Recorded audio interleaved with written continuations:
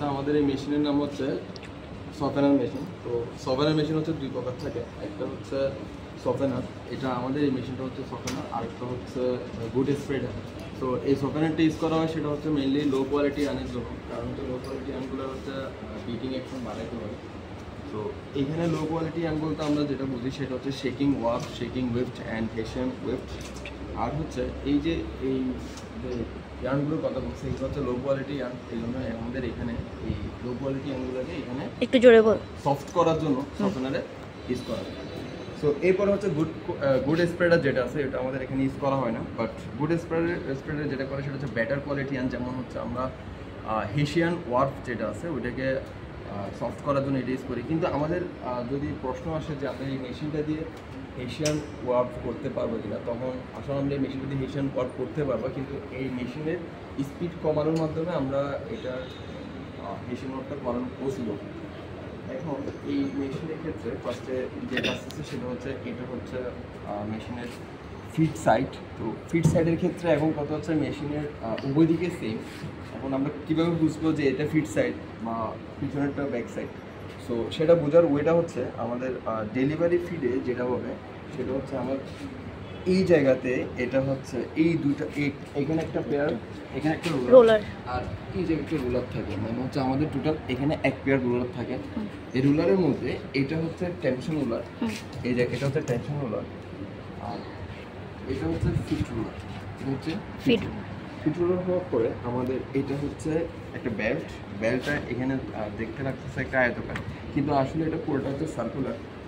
তো বেল্ট হচ্ছে মেইনলি দুই প্রকার হয়ে থাকে, একটা হচ্ছে সিনথেটিক বেল্ট আর একটা হচ্ছে ওভেন ফেব্রিকের বেল্ট। আমাদের এখানে যেটা আছে এটা হচ্ছে ওভেন ফেব্রিকের বেল্ট। এখন এখানে মেইনলি মেটেরিয়ালসটা যেটা আসবে সেটা হচ্ছে আমরা মেটেরিয়াল ফিট করি এখানে হচ্ছে হার্ড মোড়া।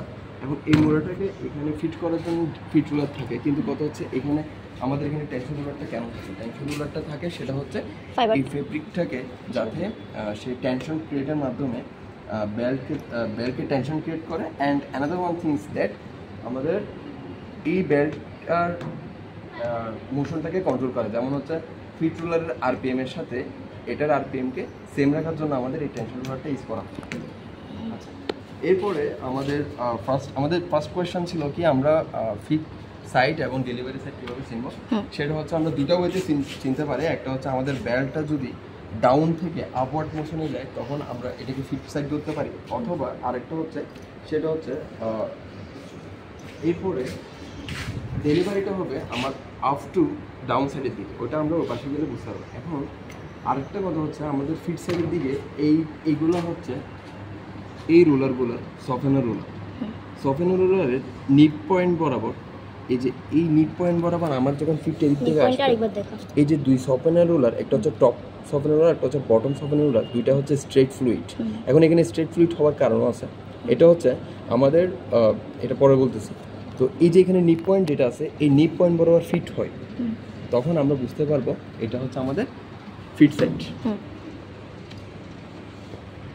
আমাদের এই ফিট সাইডের যে বেল্ট থাকে এটাকে আমরা বলছি ওভেন ফেব্রিকের বেল্ট, এবং এই বেল্টটাকে আরেকটা বেল্টও বলা হয়, এটা হচ্ছে সার্কুলার বেল্ট, এবং একটা হচ্ছে কনভেয়ার বেল্ট বা বহনকারী বেল্ট। এটা হচ্ছে ফিটটাকে ডেলিভারি করে নিয়ে যায়, এই জন্য এটা হচ্ছে বহনকারী বেল্টই বলা হয়।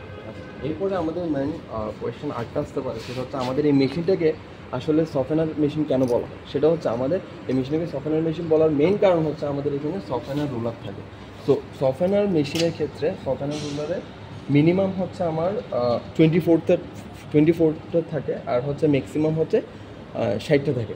তো এখন কথা হচ্ছে আমরা এখানে সফেনার যে মেশিনটা ইউজ করতেছি যেটা হচ্ছে ফাইবারকে সফট করার জন্য। এখন কথা হচ্ছে সফট করার জন্য আমরা ইউজ করি হচ্ছে ইমালশন, বাট ইমালশনটা কোন জায়গায় ইউজ করবো সেটা হচ্ছে কীভাবে বের করবো সেটা হচ্ছে আমরা যদি এখানে আমাদের এখানে 24টা আছে, 24টা আমরা 1/3 পজিশনে ঠিক করে আমরা ইমালশন অ্যাপ্লাই করবো। তাহলে আমরা 24টা যদি 3 দিয়ে ভাগ করি তাহলে 8, এবং 8-এর মিডল পজিশন হচ্ছে 4 এবং 5। তাহলে আমরা এখানে 4 এবং 5 নাম্বার সফেনার রোলারের মধ্যে নোজেলের মাধ্যমে হাই স্পিডের মাধ্যমে ইমালশনটা অ্যাপ্লাই করবে। কারণ হচ্ছে এখানে 4 এবং 5 নাম্বারে কেন ইউজ করবে? কারণ হচ্ছে এখানে গবেষণা করে দেখা গেছে 4 এবং 5 নাম্বারে ইউজ করলে আমার সফটেনিংটা বেটার হয়, অর্থাৎ ফাইবার যেটা ফিট হয় সেটা মোর সফট হয়। এখন প্রশ্ন হচ্ছে আমার এখানে সফটওয়্যার রুলার কয় ধরনের থাকে? সফটওয়্যার রুলার থাকে 2 ধরনের।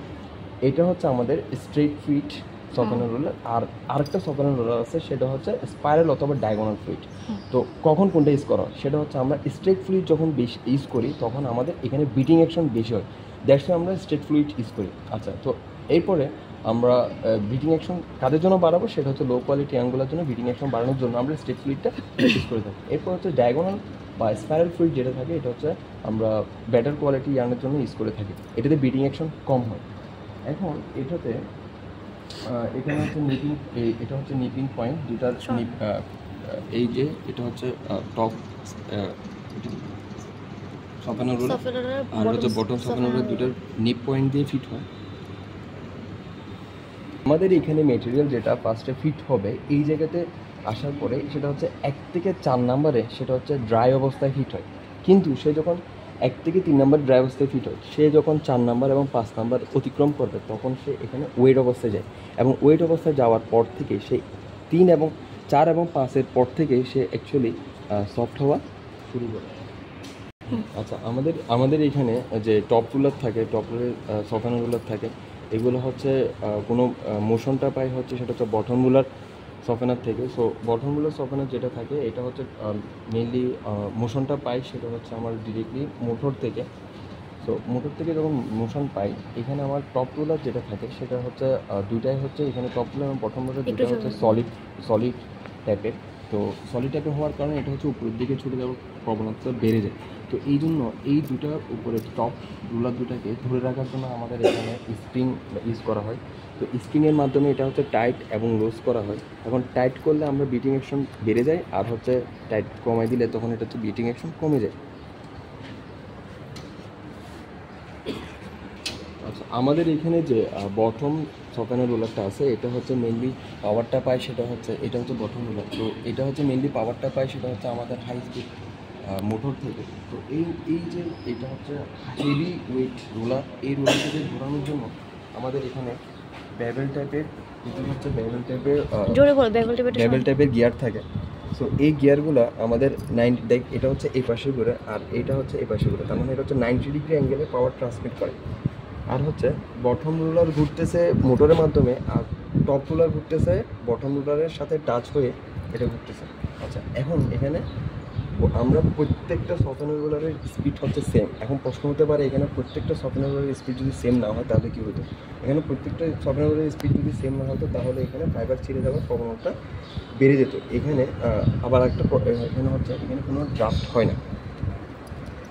আচ্ছা, এই মেশিনে আমরা ইমালশন ইউজ করার পরে এক্সট্রা ইমালশন যেটা থেকে যায় সেটা হচ্ছে এদিকে ইমালশন ট্রাইতে চলে আসে। এই যে এটা হচ্ছে ট্রাই, এই জায়গাতে এক্সট্রা ইমালশন যেটা থেকে যাবে সেটা হচ্ছে এই ট্রেতে চলে আসবে, এবং এই ট্রেতে আসার পরে সেটা হচ্ছে ফিল্টার হবে। ফিল্টার হয়ে আমার যেহেতু ফিল্টার কেন করতে হচ্ছে, কারণ হচ্ছে আমার উপর থেকে যখন আসবে সেটা হচ্ছে বিভিন্ন ধরনের ডাস্ট এবং ইম্পিউরিটিস অ্যাড হয়ে যেতে পারে। সো এটাতে ফিল্টারের মাধ্যমে আবার এদিকে নিয়ে এসে মোটরের মাধ্যমে এটাকে আমার রিজার্ভ ট্যাঙ্কে, মানে ইমালশন যে অটো বেসমিক্সের ইমালশন রিজার্ভ ট্যাঙ্কে নিয়ে যাওয়া হয় পরবর্তীতে এটা আবার ইউজ করার জন্য। মেনলি আমরা এই সফটওয়্যার রুলারটাকে চালানোর জন্য হচ্ছে হেভি পাওয়ারফুল একটা মোটর ইউজ করে থাকি। এখন এটার আরপিএম হচ্ছে অনেক বেশি। সো এটার আরপিএমকে কন্ট্রোল করার জন্য আমাদের এখানে একটা ডিফারেন্সিয়াল বক্স থাকে। এই ডিফারেন্সিয়াল বক্সের মাধ্যমে আমরা এই মোটরের আরপিএমটাকে কন্ট্রোল করতে পারি। আরপিএমটা কন্ট্রোল, এখন মোটর থেকে পাওয়ারটা সেটা হচ্ছে পাওয়ারটা ট্রান্সমিট হয় চেইনের মাধ্যমে। এই যে এগুলো হচ্ছে চেইনের মাধ্যমে আমরা পাওয়ারটা ট্রান্সমিট করে এগুলো হচ্ছে আস্তে আস্তে সফটওয়্যার রোলারকে ঘুরাইতে সাহায্য করে। আচ্ছা, পাওয়ার ট্রান্সমিশন সিস্টেমটা হয়ে থাকে সেটা হচ্ছে 3টা ওয়েতে, একটা হচ্ছে চেইন, আরেকটা হচ্ছে belt, and another one is that সেটা হচ্ছে গিয়ারের মাধ্যমে। কিন্তু আমাদের এখানে যেটা পাওয়ার ট্রান্সমিট হয় সেটা হচ্ছে চেইনের মাধ্যমে। আচ্ছা, এটা হচ্ছে সফটওয়্যার মেশিনের ডেলিভারি সাইড। আমরা যখন ফিড সাইড দেখছিলাম তখন প্লেটটা ছিল তখন আমাদের ফিড প্লেটটা ছিল নিপ পয়েন্ট বরাবর, কিন্তু এখানে দেখা যাচ্ছে নিপ পয়েন্ট থেকে আমার ডেলিভারি প্লেটটা অনেক নিচে। এবং এটা ডেলিভারি সাইড কীভাবে চিনবো সেটা হচ্ছে আমাদের বেল্টের মোশনটা হচ্ছে আপ টু ডাউনের দিকে থাকবে। আর এখানে এটা হচ্ছে মূলত টেনশন রুলার, আর এটা হচ্ছে এই সাইডে হচ্ছে মূলত এটা হচ্ছে টেনশন রুলার। আর এদিকে এটা হচ্ছে আমার ডেলিভারি রুলার। হ্যাঁ, আচ্ছা, এদিকে ডেলিভারি সাইডে এই ডেলিভারি রুলারটাকে ঘোরানোর জন্য, অর্থাৎ আরপিএম সেম রাখার জন্য আমাদের এখানে আরেকটা মোটর ইউজ করা হয়। এটা আচ্ছা, এখানে আমরা আরেকটা ইম্পর্ট্যান্ট থিংস মিস করছি, সেটা হচ্ছে আমরা ইমালশনটা কয়টা ওয়েতে অ্যাপ্লাই করতে পারি। ইমালশনটা আমরা দুটো ওয়েতে অ্যাপ্লাই করতে পারি। একটা হচ্ছে আমরা হাই স্পিডের মাধ্যমে, নোজেলের মাধ্যমে, আরেকটা হচ্ছে শাওয়ারের মাধ্যমে। শাওয়ারের মাধ্যমে দিলে প্রেশার কম স্পিডে বের হবে, আর হচ্ছে নোজেলের মাধ্যমে দিলে হাই স্পিডে বের হবে। আমাদের এটা নোজল। আচ্ছা, আমরা এতক্ষণ আলোচনা করছি সেটা হচ্ছে সফটওয়্যার মেশিনের পার্টস এবং এটার ফাংশন। ঠিক।